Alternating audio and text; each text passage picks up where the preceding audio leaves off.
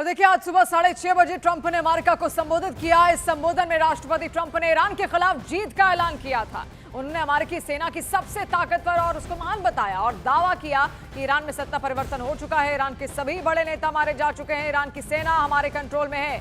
America की सुरक्षा के लिए ऑपरेशन जरूरी था। दुनिया ने ऐसी जीत नहीं देखी होगी। ट्रंप का यह भी दावा है कि युद्ध में अमेरिका ने ईरान की नेवी, ड्रोन और मिसाइल क्षमता को खत्म कर दिया। I've made clear from the beginning of Operation Epic Fury that we will continue until our objectives are fully achieved. Thanks to the progress we've made, I can say tonight that we are on track to complete all of America's military objectives shortly, very shortly. We're going to hit them extremely hard over the next 2 to 3 weeks. We're going to bring them back to the Stone Ages where they belong. Discussions are ongoing. Regime change was not our goal. We never said regime change, but regime change has occurred because of all of their original leaders' death. They're all dead. The new group is less radical and much more reasonable. Yet if during this period of time no deal is made, we have our eyes on key targets.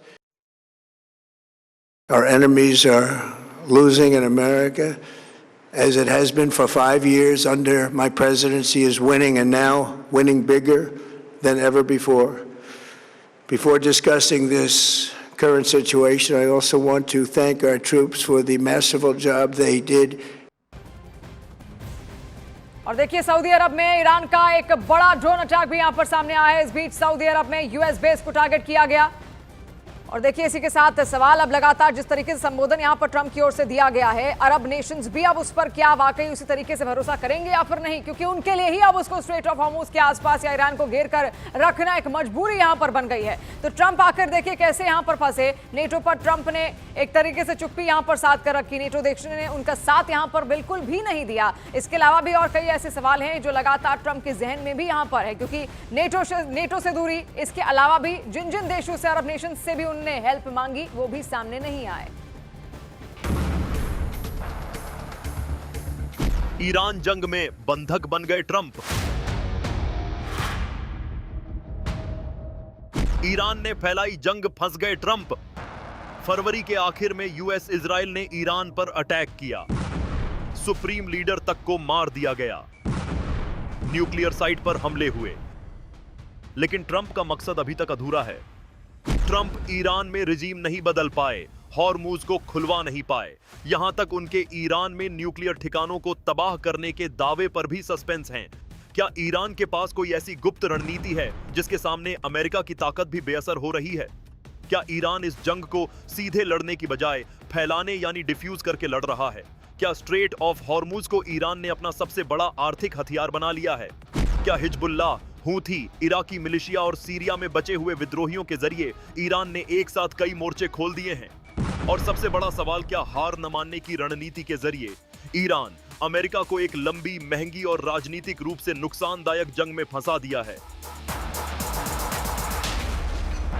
तो देखिए Saudi अरब में Iran का एक बड़ा drone attack भी यहां पर हुआ, जहां पर सऊदी अरब में अमेरिकी बेस को टारगेट किया गया है। सऊदी अरब का 4 ईरानी ड्रोन मार गिराने का दावा भी यहां पर निकलकर सामने आया। जितने भी वहां पर डिफेंस सिस्टम रखे गए हैं वो अमेरिकी डिफेंस सिस्टम ही यहां पर हैं। और ये जो अटैक यहां पर हुआ है ईरान की ओर से किया गया सऊदी अरब पर, और अमेरिकी बेस को यहां पर टारगेट किया गया है। यानी ईरान की ओर से तो साफ संदेश देने की कोशिश है कि हम तो नहीं रुकेंगे, तब तक नहीं रुकेंगे जब तक आप हमारी शर्तों के हिसाब से यहां पर चलने को तैयार नहीं होते। और ईरान पहले ही कह चुका है कि बहुत तरीके से अब आसानी से स्ट्रेट ऑफ हॉर्मुज का इस्तेमाल यहां पर हो गया, लेकिन अगर आप किसी भी जहाज को वहां से निकलना है, किसी भी देश को वहां से निकलना है, तो उनको टैक्स या टोल वहां पर देना पड़ेगा। आप देखिए किस तरीके से भयंकर हमला यहां पर हुआ। आप देखिए सऊदी अरब में यूएस बेस को यहां पर टारगेट किया गया है।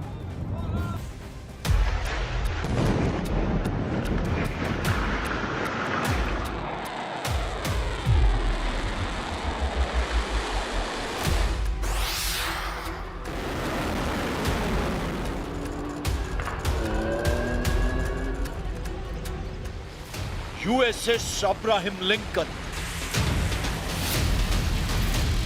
3941, USS Gerald R. Ford 2552, और यूएसएस जॉर्ज एच.डब्ल्यू. बुश 9046 ट्रंप के तीनों कैरियर युद्ध में ईरान को बारूदी डोज दे रहे हैं।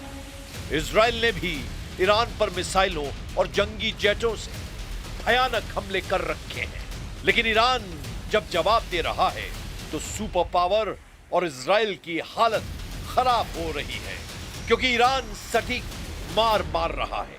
ईरान दुखती रगों को दबाता जा रहा है।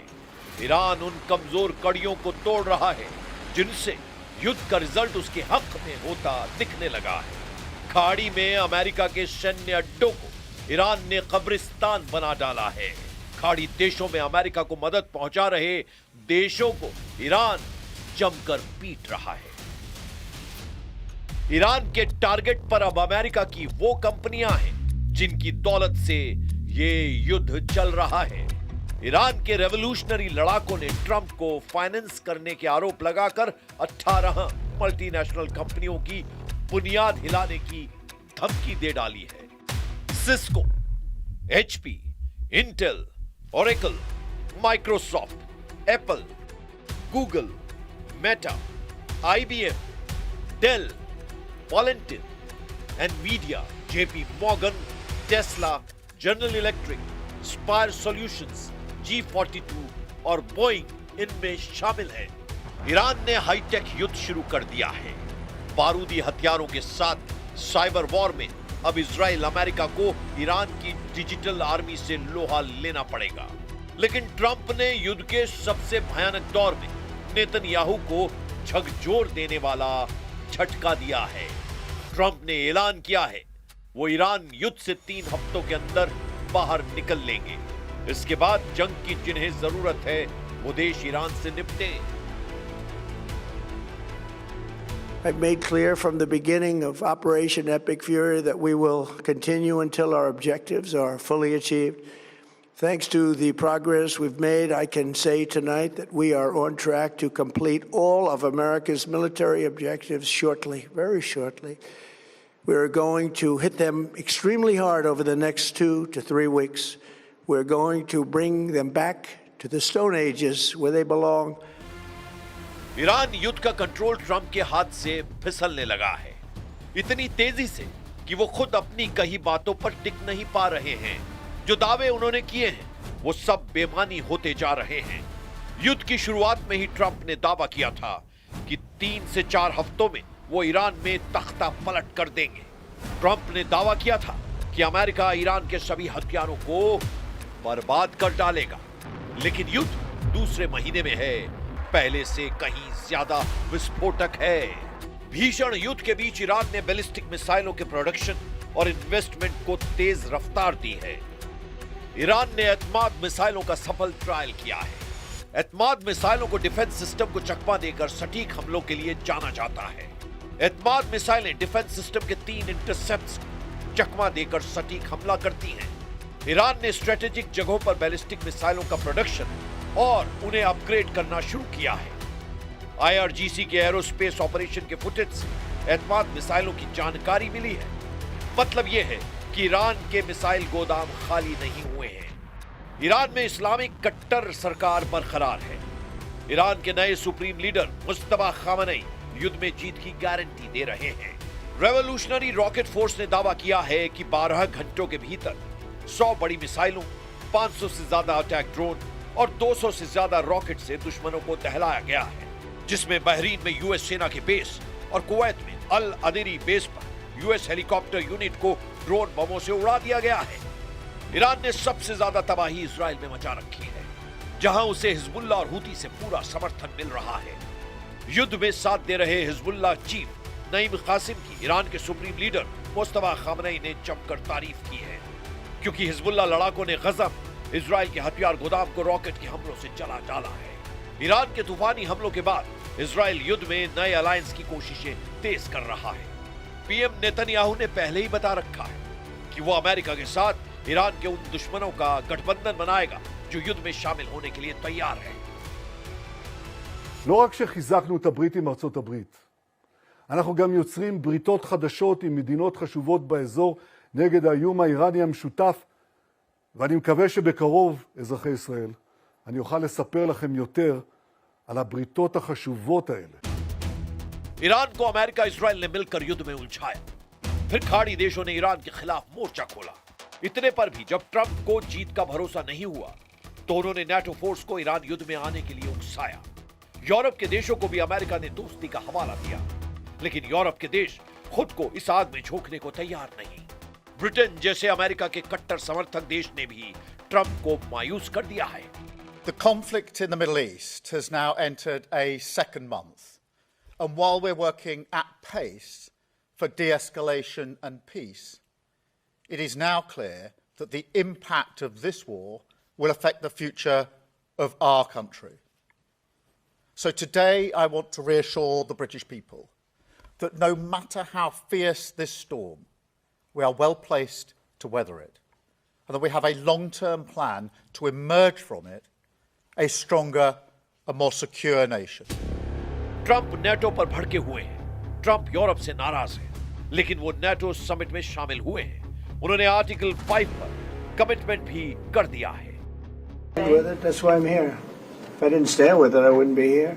So you would defend countries even Well, if they what did I don't pay just up say? their fair Yes, share? of course. Why would I be here? Trump कभी गर्म तो कभी नर्म रुख अपना रहे हैं, क्योंकि हॉर्मुज स्ट्रेट में अमेरिका की गर्दन फंस गई है। भौगोलिक तौर पर हॉर्मुज ओमान की खाड़ी और फारस की खाड़ी के बीच का एक जल डमरू मध्य है।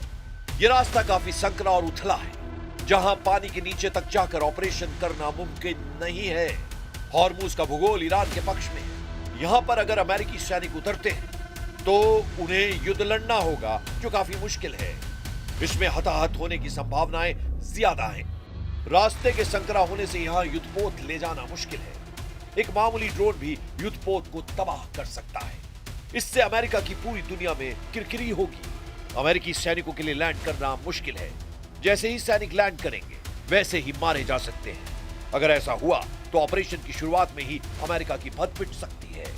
यह भी गारंटी नहीं है कि हॉर्मुज पर कंट्रोल से ईरान की सरकार झुक जाएगी। कब तक वहां जंग लड़ेंगे? हॉर्मुज अगर ब्लॉक भी होता है तो इसका नुकसान अमेरिका को कम होगा, क्योंकि वो इस रास्ते से ज्यादा व्यापार नहीं करते हैं।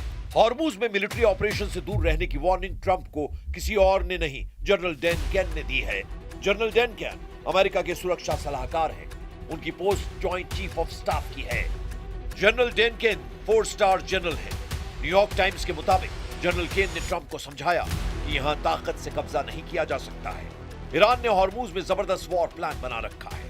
ईरानी सेना चालाकी से अपने सैनिकों को तैनात करके रखी है। जहां ईरान की एक छोटी बारूदी बोट अमेरिकी युद्धपोत को बर्बाद कर सकती है, जिन्होंने 3 राउंड की मीटिंग में ट्रंप को हॉर्मुज में ऑपरेशन के साइड इफेक्ट समझाए हैं। जनरल डेन ने शुरुआत में ही ईरान से युद्ध न करने की सलाह दी थी, लेकिन तब ट्रंप ने पीट हेक्सन और स्टीव विटकॉफ की बातों को तवज्जो दी, जिसके नतीजे में अमेरिका युद्ध में भारी नुकसान झेल रहा है। इसी वजह से डोनाल्ड ट्रंप ने अपने जनरल की बातों पर गौर करना शुरू कर दिया है। ट्रंप के दांव चल नहीं रहे। युद्ध का बढ़ता प्रेशर उन्हें बेचैन कर रहा है। लेकिन इजराइल यह युद्ध तब तक खत्म नहीं करने वाला जब तक ईरान घुटने पर नहीं आता।